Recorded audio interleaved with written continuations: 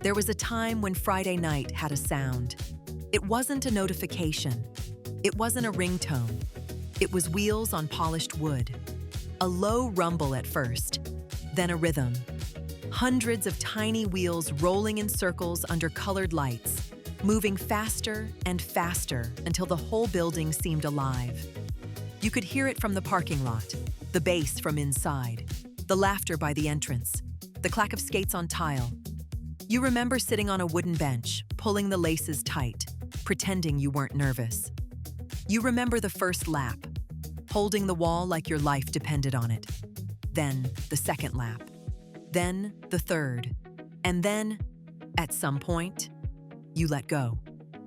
That was the magic of the roller rink. It took ordinary people, kids, teenagers, parents, first dates, birthday parties, shy kids, show-offs, wall huggers, speed demons, and put them all in motion. Before the algorithm decided what we watched, who we met, what we liked, we had the roller rink. And for a few glowing decades, it was one of the greatest places on Earth. Roller skating did not begin with disco lights. It did not begin with birthday parties. It began as a strange dream. What if you could ice skate without ice? For centuries, people had watched ice skaters glide across frozen lakes and canals.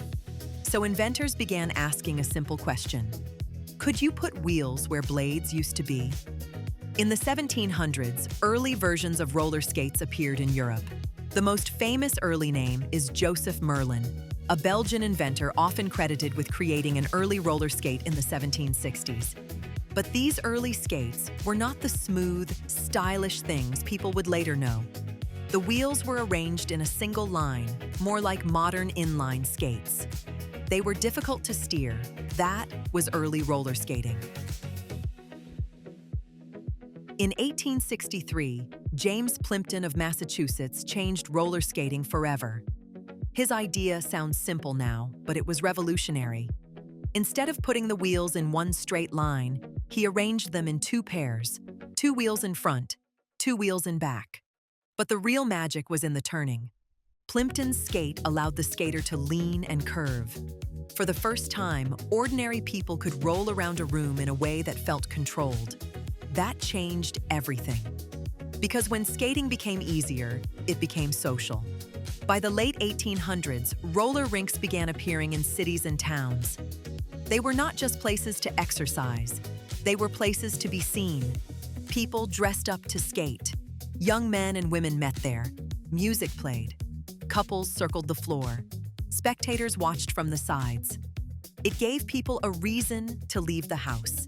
It gave them a public place to move, flirt, laugh, learn, fall down, stand up, and try again. That is one of the hidden secrets of roller skating history. It was never just about the skates.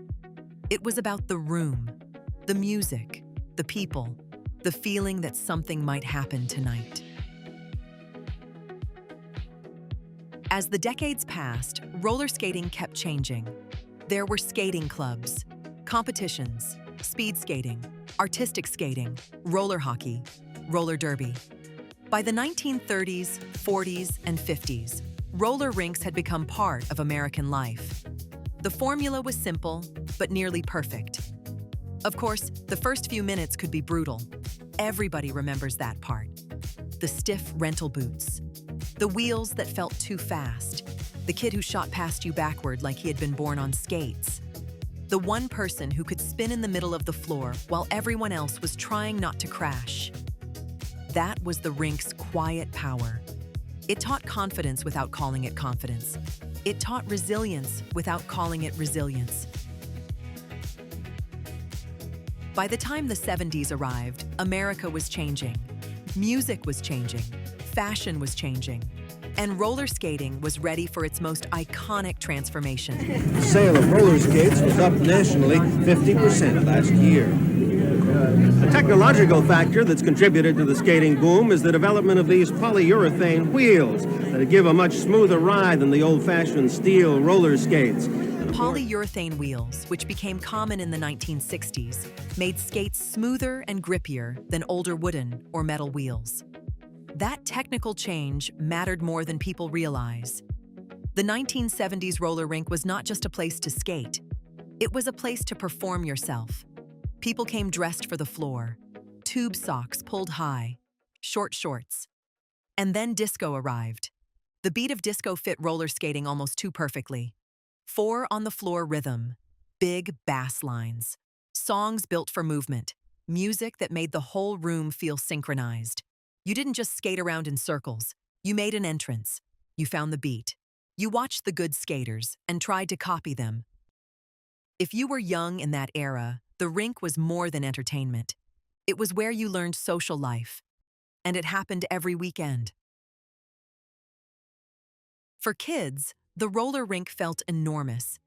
Even if it was just a building off the highway, next to a strip mall, or behind a parking lot, once you stepped inside, it became its own universe. There was the entrance, where parents paid and kids immediately started scanning the room for friends. There was the rental counter, where the skates came in rows and rows, brown or black or orange, smelling like 100 other Saturdays. There were the benches, where everyone laced up and pretended not to look around too much. There was the arcade corner, a few glowing machines, maybe pinball, maybe Pac-Man, maybe a claw machine that almost never gave you what you wanted.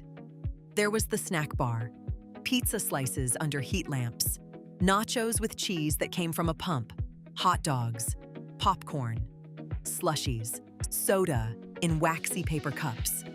Then there was the floor, the real kingdom. The floor had rules, fast skaters to the outside, beginners near the middle or clinging to the edge, no cutting across, no sitting on the rail, no roughhousing, no food or drinks on the floor. And every so often, the DJ would interrupt the music with an announcement. All skate. Reverse direction, couples only, ladies' choice.